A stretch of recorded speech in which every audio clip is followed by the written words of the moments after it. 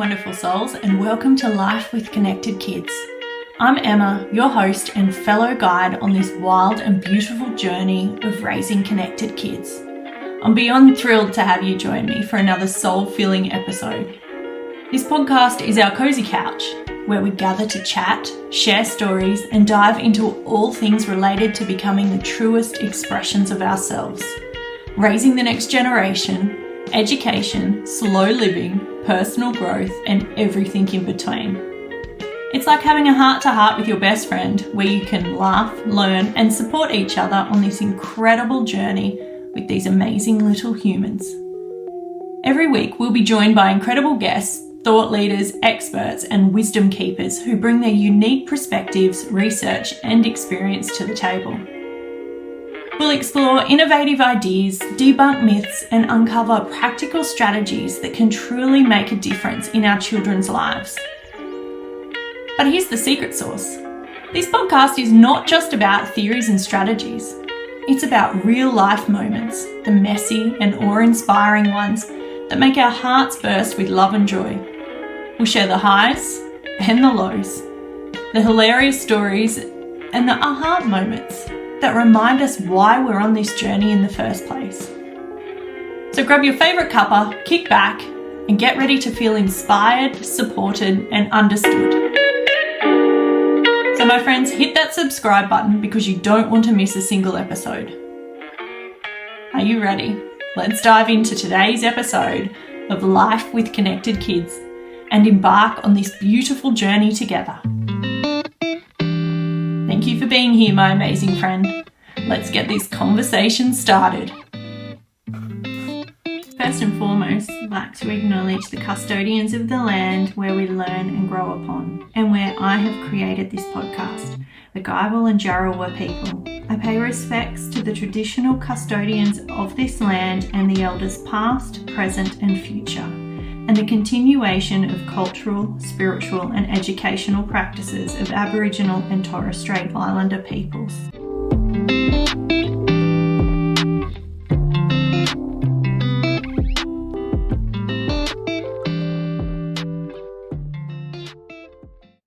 Hi everyone! I really want this to land where it needs to land, so I have brought in a beautiful co-host who is amazing at explaining this, and I have personal experience with coaching with Zoe, who is amazing, and anyone in town that I run into who's doing amazing things, mostly these women in town, and all of us have this thing in common. We all have worked with Zoe. So I'm going to hand over to Zoe to explain a bit more, and hopefully she can explain it a little bit better than me. Thanks, Zoe. Hi, Emma. Hi, everybody. Thanks for having me. This is definitely a topic that I'm passionate about. I'm passionate about most topics that I speak about, but the reason I'm passionate about limiting beliefs and talking about is often it's one thing that's stopping us from progressing forward in our lives. So anybody who's watching this, listening to this, congratulations on at least starting to explore other options than what you're just currently doing. And the reason that's so important is because that's where our growth happens, when we start to explore outside of our norm. So when Emma asked if I wanted to speak about limiting beliefs on here, I jumped at the opportunity. So what is a limiting belief? I'm going to talk to this topic. We're going to specifically talk about some things around education and that, but if you're outside of that education space and looking at transitioning in, it's also something that you could adapt in all different areas of your life. So I feel like the topic's going to be appropriate for anybody at this point. But the very first thing is, what is a limiting belief? A limiting belief is what puts you on repeat, even though you're hitting your head up against a brick wall. Oh, I love that. So when we're stuck in a limiting belief, we're waking up and we're doing the same thing. Now, the main reason that educators specifically fall into a very limiting belief category quite quickly is because their lives and jobs become so routine. And so very quickly they fall into this safe sense of security in what I'm doing keeps me safe, because I'm doing the same thing every week. Every Monday we're doing science. Every Tuesday we're going to the library. You know, if you're in a home education space, you're probably meeting up with people of a Thursday morning. Like, we're doing repeated things. And so what our subconscious body does is it attaches to that, and it's like, oh, well, that worked last week, so that's good. Let's keep doing that. We'll do the same thing. And before we know it, it's no longer working, but we're still doing it anyway. And so this is the trap where limiting beliefs start to occur. So it comes from unchanged patterns. So limiting beliefs come from when we're not changing patterns, we're just doing the same thing. And the limiting beliefs start to stem from that. And before we know it, we're in it. We don't wake up one morning and go, oh, I'm going to adopt some limiting beliefs. They're just happening to us on a subconscious level. And it's not often until we hit a point of crisis that we go, something seriously wrong. Now, what most people do when they hit a point of crisis is they start to outsource. They start to find out, like, the problem's here or the problem's here. And what people don't do is they don't actually do internal reflection and go, well, hang on a second, I'm not changing anything. I'm not doing anything different, yet I'm expecting a different result. So what all of our scientists are now saying is that 95% of everything comes from our subconscious mind. So this is where all of our thoughts, our feelings, our reactions all occur in this subconscious mind, which is where our limiting beliefs are controlling. So you've got a 5% opportunity in your life, basically, to think differently. And that's why it's so difficult, and that's why we don't tend to do it. Wow. So let's all just do a very brief activity here to see what these limiting beliefs can start to form in our body. So what I'd like everyone to do is to lean forward and create a really bad posture, head down. And I want you to say, while you're in this bad posture, I am an amazing teacher. I am an amazing teacher.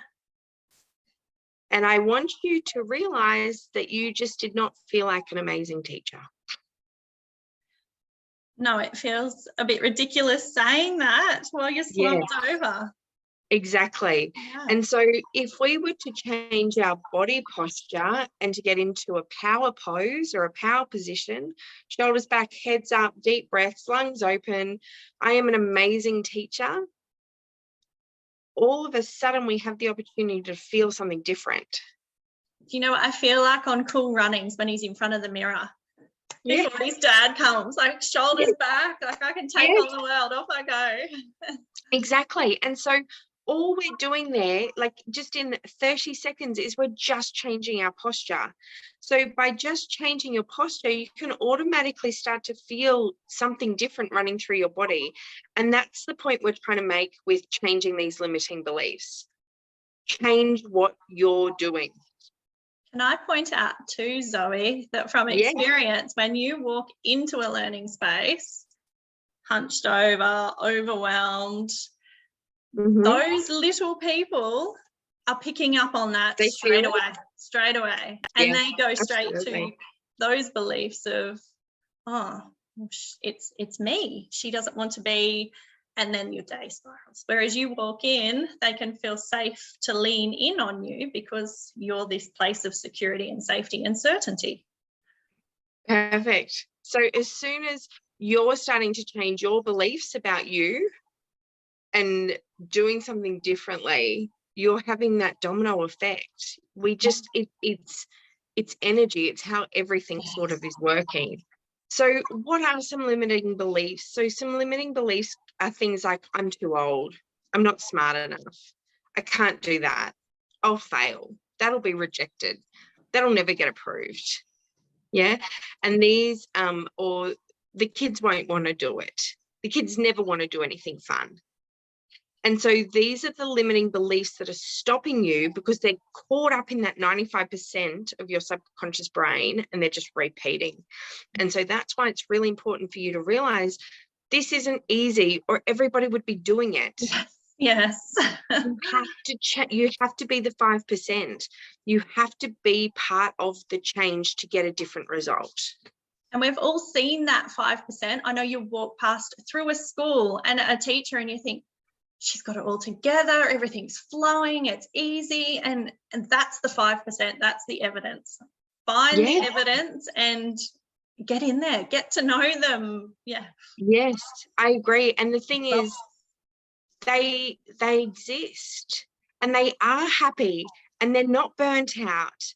Like, just because you're in a career where the majority are burnt out doesn't mean you have to be. You can do this different. Yes, you're part of a curriculum, or yes, you're part of a system. There are plenty of people part of systems and curriculums and structures and authorities that are still happy and not burnt out. They're thriving. They're thriving because they're doing the 5%. They're doing it differently. They're not based in their 95% limiting beliefs.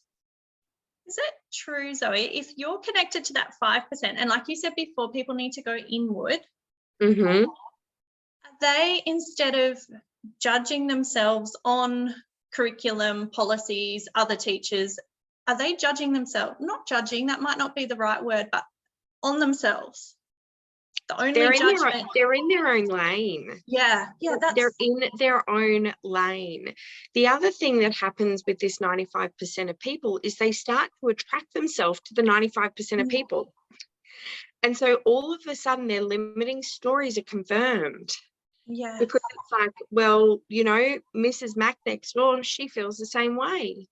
Yeah, but she gravitated to you and you gravitated to her because you're in the same energy. Yeah, if you become part of this 5%, you're going to attract and align to the other 5% of the people out there, and they may not be in your direct school or your direct community, but you're going to source them out because you want that higher vibration of energy around you. Yeah, someone that's going to stretch you, inspire you. I can guarantee that there are people that are listening to this right now going, what would she know? She's not a teacher. She's not in this environment. That does not exist. That is your limiting belief talking to you. Yes. Yeah. So when you're sitting there saying this is impossible, or we couldn't be happy, or we are burnt out, we're teachers, she doesn't understand. I don't understand teachers, but I understand how a subconscious belief system works. And the reason you're even thinking that is because you're in the 95% of people. Your beliefs are so limiting, you can't even see just that glimmer of hope that there's an alternative for you. And that glimmer of hope was what called us to the profession. We didn't get called to the profession to be burnt out, tired, to be triggered and snappy. And no, we were called to the profession for that 5% to thrive, to connect with children, to make a difference. Exactly. And I would challenge everyone who's listening to this to actually get back in touch with that person. Yes. To actually think about what that person was thinking and feeling, and to reconnect with that version of yourself, because that's how we create change. Sure. And if we, and I talked about this in our last gathering, and this is our ground zero.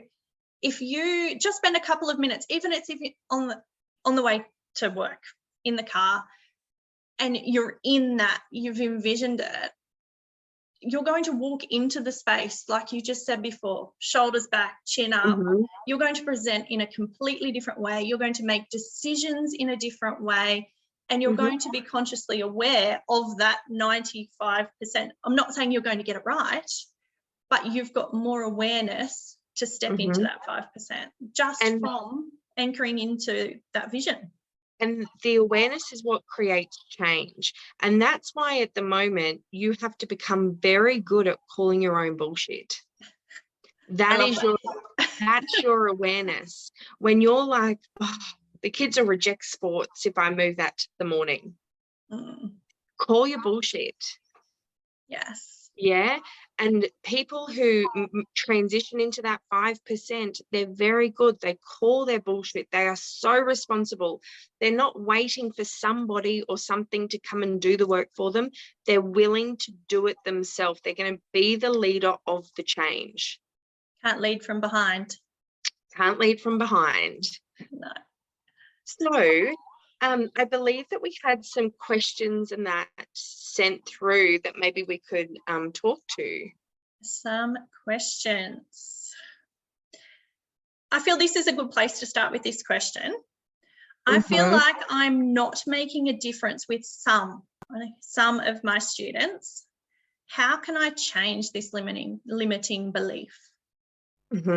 So how can I change my limiting belief, which is I feel like I'm not making a change with some of my students. Yeah. So what I would be first of all identifying is I'd ask yourself, where are we not meeting? What am I not changing? Because if you're not connecting, if you weren't connecting with your children at home, or you weren't connecting with your husband at home or your partner, you would do something differently. And so if you've got the belief that I'm not connecting with some of my students, you're needing to come in at it differently to what you're probably approaching the 10 other kids in your class at. So the limiting belief there is that everyone should accept or take on exactly the way that I'm delivering, as opposed to adjusting your style to those few students. The other thing that if I was triggered by something, so as soon as we're triggered by anything, and it sounds to me like the person who's written that is potentially triggered that these students, I'm going to keep saying clients because it's how I normally talk, these students aren't connecting to them and they're triggered by that, all that tells me is that that is an area in which they can have positive improvement if they go inward as opposed to outward. And the inward thing would be, what is Johnny not connecting with? Okay, well, he only doesn't connect during science.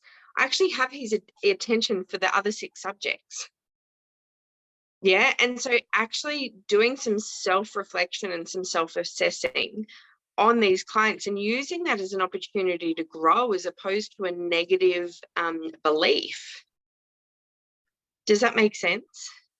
When I was listening to it, it felt almost like, and I don't think catastrophizing is the word, but I feel when we are in those negative beliefs, and I know when you were coaching me, you would call me on that too, ask for the specifics and break it down. Like she's saying, some of these students, I'm not making a difference. Well, that's very broad. Yes. So break it down there. Let's look at the places that you are making a difference and what is it about that they're able to connect with, and let's work back from there. Let's find what is working, because there's always something working. Exactly. The other thing is, and I do feel like this is an unfair expectation placed on teachers at times, or educators, is that they have to connect with everybody. It is an unfair expectation that you place upon yourself and that is placed upon you, that you are going to have the exact same influence on every single person that walks through your door. You're not. And just because you don't doesn't mean that you failed. We are not for everybody. You're not picking these children walking through your classroom door. They are being picked for you. So there are going to be moments in your career where you're just not each other's match. And so as opposed to fighting yourself on that, work out how you can support that person. Not necessarily get the same engagement from them as you are everybody else, because the connection's not there. You're both triggering each other, or whatever the case is. Turn it to being about, how can I support this person while they're under my care? Yes. Yeah. and removing that unfair expectation that is on you that I must connect with everybody in the same way. Yeah, I think that is a belief that I definitely fell into the trap of teaching, is out in society, you know, and we study and we're seen as professionals. So you almost feel like you need to be the expert. But as we all know, when we're in that position, we're humans. We're flawed. Which is our greatest gift to our learners, I feel. So when you hold that belief that I need to be the expert, it just cuts you off from working on what you can do and owning it, even to the learners, like, hey, it looks like I'm, you know, keep bringing it back to the table, keep bringing it back, and hey, I kind of stuffed this up, you know. How did it feel for you? What could I do next time? And when we take that expert hat off, we're able to be more real and more human. But that is a belief that most of us have picked up. It's also an expectation. A lot of the time, beliefs are expectations. So it's an expectation that Johnny should like me as much as Susie likes me in the class. Have the conversation with Johnny. Hey, Johnny, I don't know if you've noticed or if you're feeling like we're just a little bit off when we're in maths. Is there something else you're needing from me? So you're not only being responsible for how you're feeling, you're also teaching Johnny how to be responsible for speaking his needs. Yes. Connection. Exactly. And often it's this expectation that the connection or the vibe is there instantly. And if it's not, take some responsibility and gather some more information. There's so much to learn in that for both of you. It's almost a gift when you're given the trickiness. Yes, to pull your socks up and to find out what you can learn from a situation. Exactly, I agree. Because imagine if we were gifted perfect classes with these perfect students that we get and we align with, we would fall into boredom very quickly and wouldn't grow. And it doesn't exist. No, not in the real life at all. No. And you even think like if you've got a partner and you've selected your partner because you have this really deep connection at some point, eventually there are going to be moments in that dynamic where the disconnection occurs. And you've selected that person. So these students, they haven't selected you and you haven't selected them. Yeah. So those moments of disconnection with them are going to feel stronger and they're going to feel further away because they were never there in the first place. Yes. So it just comes back to the limiting beliefs is about being responsible. Yeah. And just as you were speaking to that, I was having pictures in my mind of advertisements. And you think of what you see of a classroom in ads or even political campaigns. It's the perfect classroom with all the children sitting perfectly, so it's already putting that into our minds that that's the expectation, perfection. All the students focused, listening, doing the same thing, engaged, and it's not real. No, I agree. Next question. Yes. Or was there any more you had? No, that's perfect. Well, this is a big one. I am always comparing myself to other teachers and feel like I'm not measuring up. How can I stop this negative self-talk and focus on being the best teacher I can be for my students? Get in your own lane. Do you like a megaphone? We are so busy sticky beaking that we get outside of our lane. Nothing true exists outside of your lane. What you're seeing, how you're assuming that person is feeling, how you assume those connections are happening, probably aren't even true but it doesn't matter. It is none of your business. Yes. It is none of your business what is happening outside of your lane. One thing I would challenge is start to find people who inspire you, who you can be mentored by, if that aligns, but not comparison. Yes. Because we never actually know what's happening under the surface. So get in your own lane and stop comparing yourself to other people. It doesn't exist. There's no truth outside of your lane. Can I ask? Yeah. If we go on with that, what makes us compare? What is it? As a teacher stepping in, why are you looking outside your lane? Because we all do it. Lack of worth, lack of self-worth, lack of trust, jealousy, inspiration. We often confuse inspiration with comparison.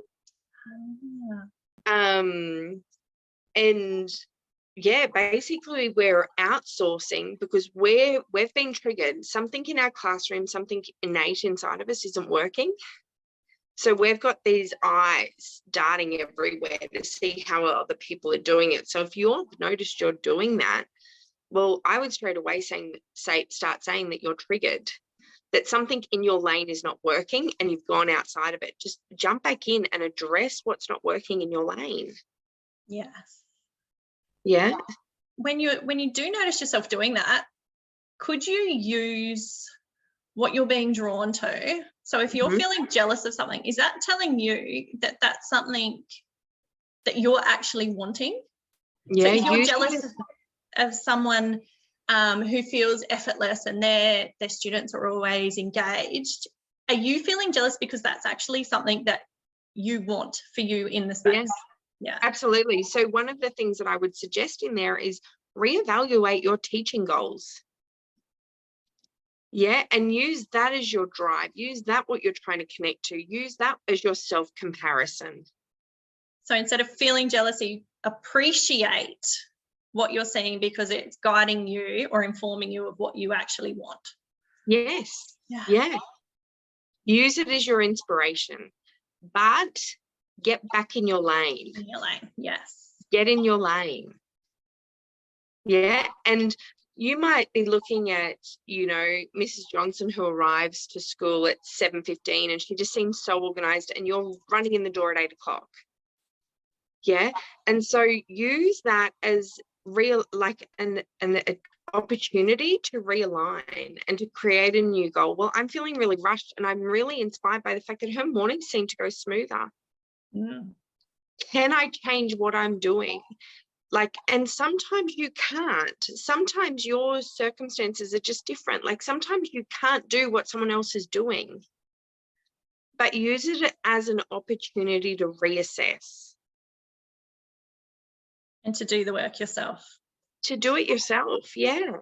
Yeah, absolutely. That's great. Did you have any more on that? No, I don't. Thank you. I kind of hijacked your answer there. No, I appreciate it. Oh, this one I feel it too because it comes from my experience at school. Yeah. So I feel I'm not good enough to teach certain subjects. And this particular person, like maths or science, how can I overcome this limiting belief and provide the best education possible?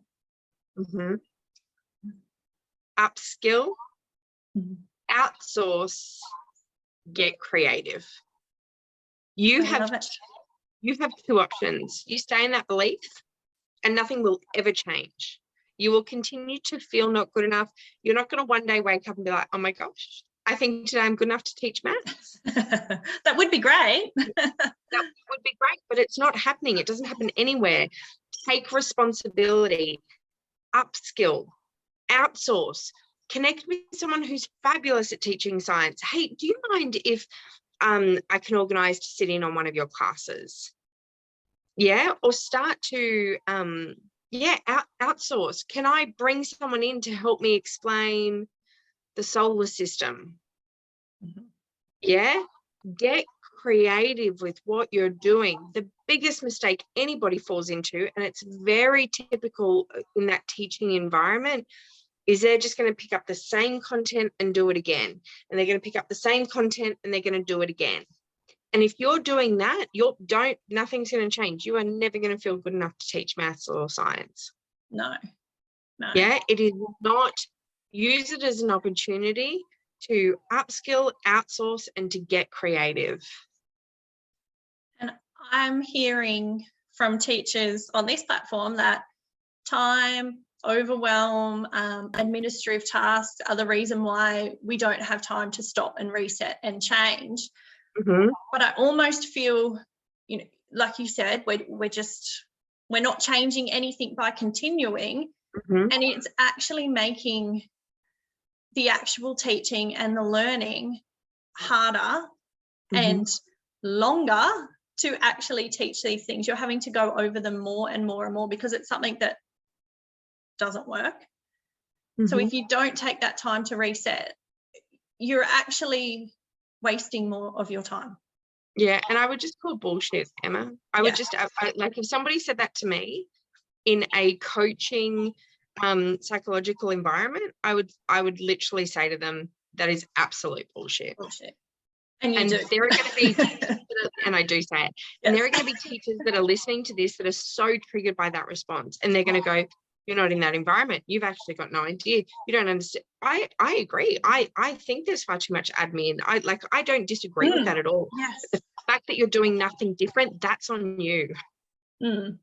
Yeah, there is time. If you've got time to bitch about this to 30 people in a week, you've got time to do something different about it. If you've got time to complain that you're so exhausted, that there's too much admin work and you can't learn the stuff you need for science, and you've got time to talk to someone about that, you've got time to change it. Yeah. Take responsibility. And if I have triggered you by saying that, then I challenge you to do it. If you're triggered by something, it's because it's so needing adjusting in your life. Yeah. So I would absolutely, if someone said, I don't have time to do it, I would say that is absolute bullshit. Make the time. Yeah. I'm hearing you, but I'm also hearing that there are going to be a lot of triggered.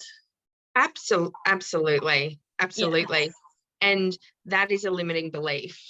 Yes, that's it right there. That's the 95%. So anytime you fall into blaming, if you're jealous and you're shaming someone else, the comparison, the victim, it's because of an outside. So you're saying all of that are limiting beliefs. Yeah, unless it's a very minority and you're actually being bullied in the workplace, or, you've got, narcissistic people in positions of power or that type of thing. That is a very minority situations. But as a majority, I'm saying that if you're triggered, if you're burnt out, if you're doing the same thing expecting a result, that is all coming from this 95% subconscious body saying, I can't do it differently. This is how I'm meant to feel. And so the challenge to you is to become the 5%. Make the time, do it differently, get creative, spend the hour once a year changing it up. Yes. Yeah. Yeah. And my biggest passion for doing this, when you speak of that 95%, most of that 95% is hardwired in these years when we're teaching these children. So it's the other side of the story too. If we're not aware, then we're just continuing passing on those same to the next generation. Absolutely. And a lot of the people that are in the industry at the moment are part of the generation where we were really conformed to being the good boy or the good girl. Yes. Yeah, and that is a limiting belief, because that means you're going to do exactly as you've been told to do it once. Yeah, and you're going to do the same thing over and over again because you have conformed to being the good girl or the good boy. Yes. Yeah. Once again, that is just a limiting belief. And I'm also feeling fear from that generation for not being the good, and this is outside of the school, but yes, that generation, there's a fear there, which also sets off all of these. Yes. Whereas, and the challenge is just do it once. Just do it once and prove to your nervous system, prove to your entire body that nothing bad happened. Yes. Just do the change the thought, change the activity, change the time. Yeah, because the reason you're doing the same thing is because it feels safe. It's not safe. It's a limiting belief.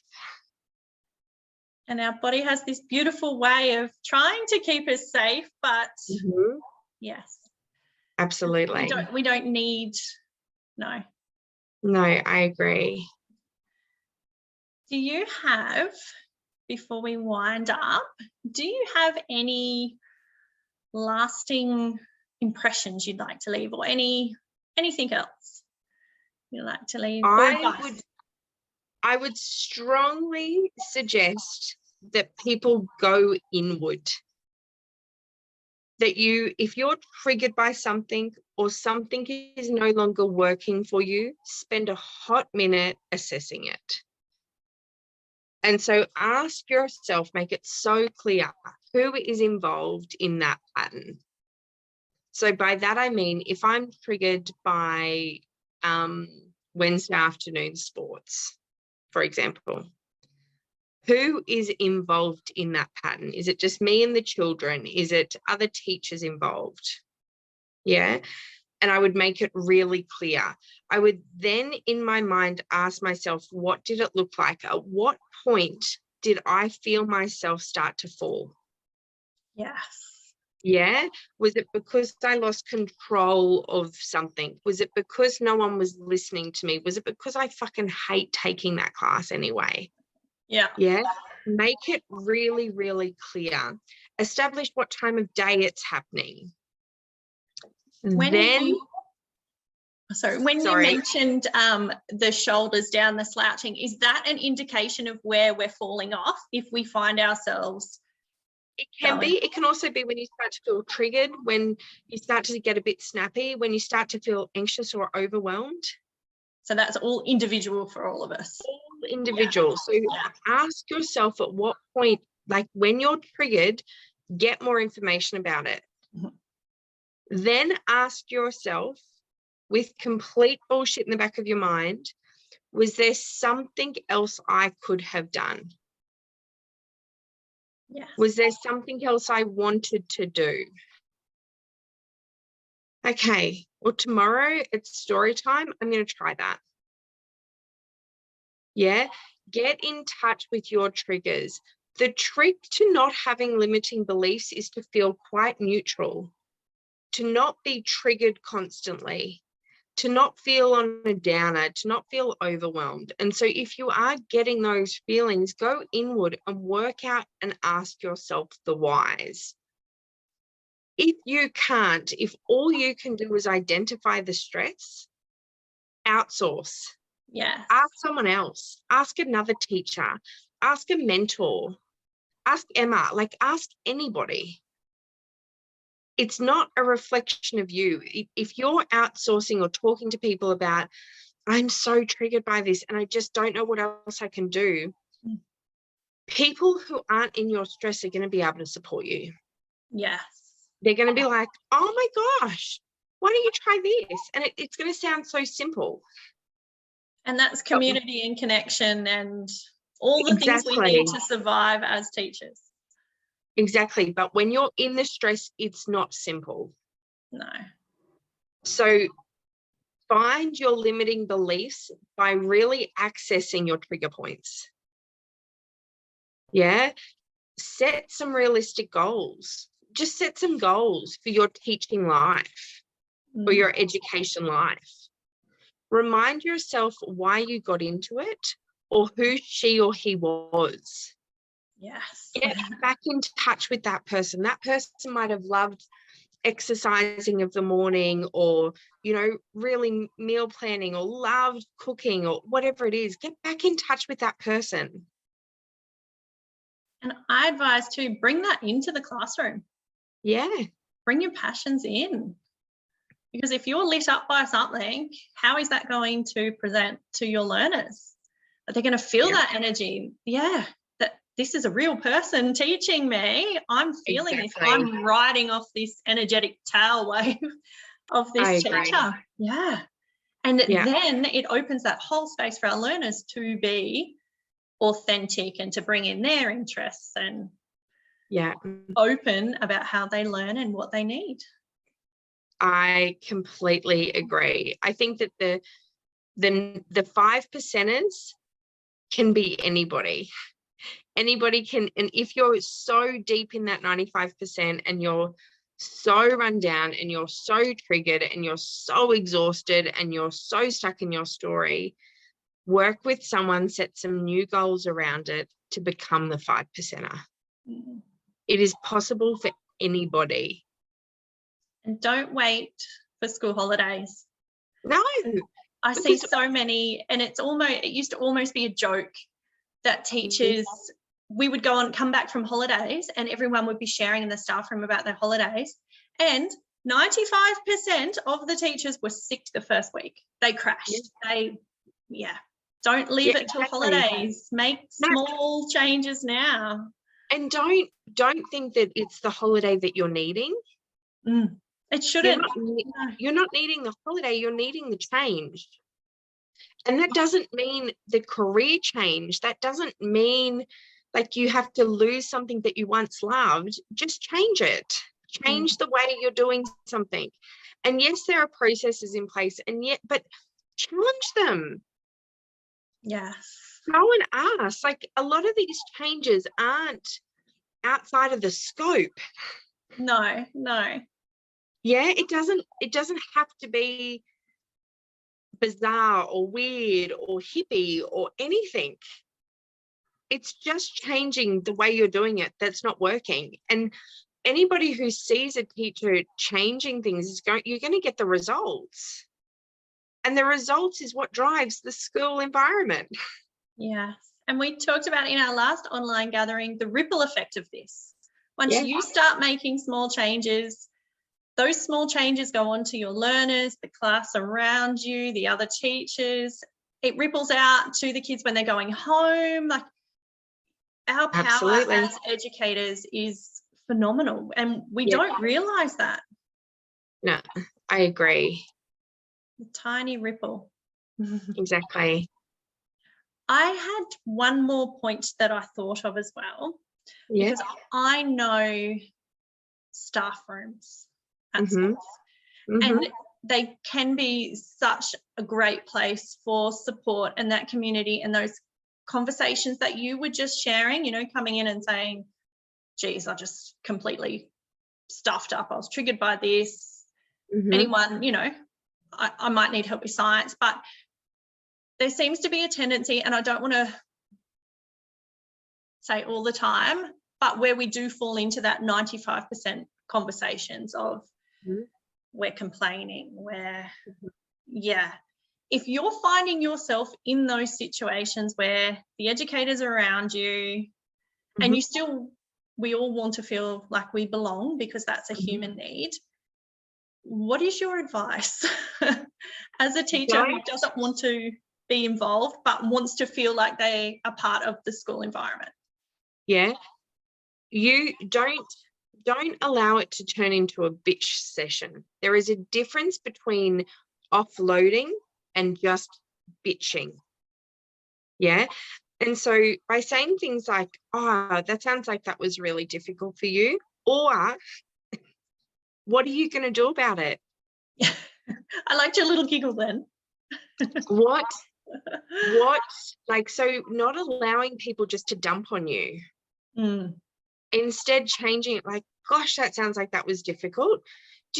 What are you going to do about that tomorrow? Or You know, is there someone that you need to talk to about that? Or like, so you're not just absorbing, yeah, and feeling like you're leaving these environments with just this whole lot of weight put on you.